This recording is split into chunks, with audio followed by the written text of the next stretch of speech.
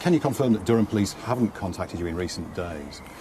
No, I've not had contact from Durham police, and I think people are just about fed up with the mudslinging that's going on. We know there's elections coming, we know what the Conservatives are up to. What we need to do, I think, is to focus on the issue in hand, which is the cost of living, because as we go across the region, we go across the country, talking to people on their doorsteps, everybody is talking about the fact they can't pay their bills.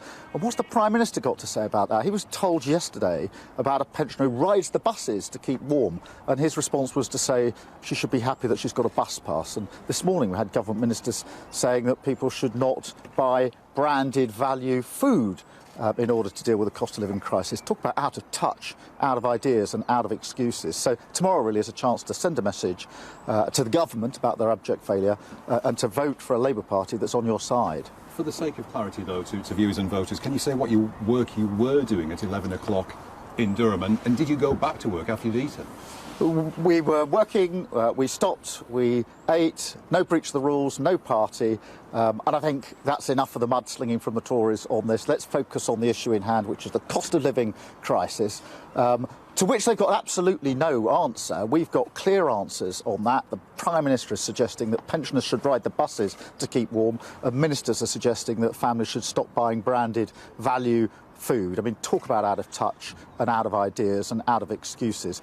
Britain deserves better than this government. I'll ask you just one final question on this same topic I was covered before. How many people were in that office with you that night? As many as 30? I had a team with me. We were working in the office. No breach of the rules, no party. And, you know, this relentless focus on mudslinging instead of the issue in hand by the Conservatives means that they've got no answer to the real question that so many people want answered, which is, what are you going to do to help me with my bills? We've got a clear answer to that, which is a windfall tax on oil and gas companies in the North Sea, and use that to help people pay their bills up to £600 off their bills. So, you know, voting tomorrow's the chance to vote for a party, the Labour Party, that's on your side. And yet you won't commit to reversing the increase in national insurance. Why not? We've been very clear that that national insurance tax should not be coming in.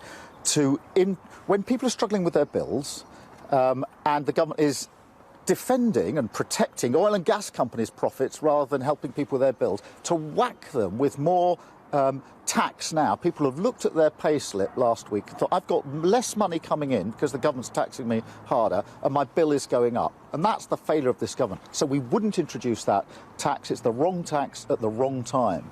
For whatever reason, the questions about your conduct in Durham continue. Do you worry that those questions, that as they continue, are distracting from your core message? What this mudslinging tells me is that the Conservatives have got no answer to the central issue, which is the cost of living crisis. If they had an answer to that question, they would give it. And if they spent as much time and energy and focus on that issue, they'd be doing a service to millions of people across the country who can't pay their bills. The government doesn't seem to get this. They're so out of touch and out of ideas and, frankly, now out of excuses. Britain deserves better. Vote for a party that's on your side, and that's the Labour Party.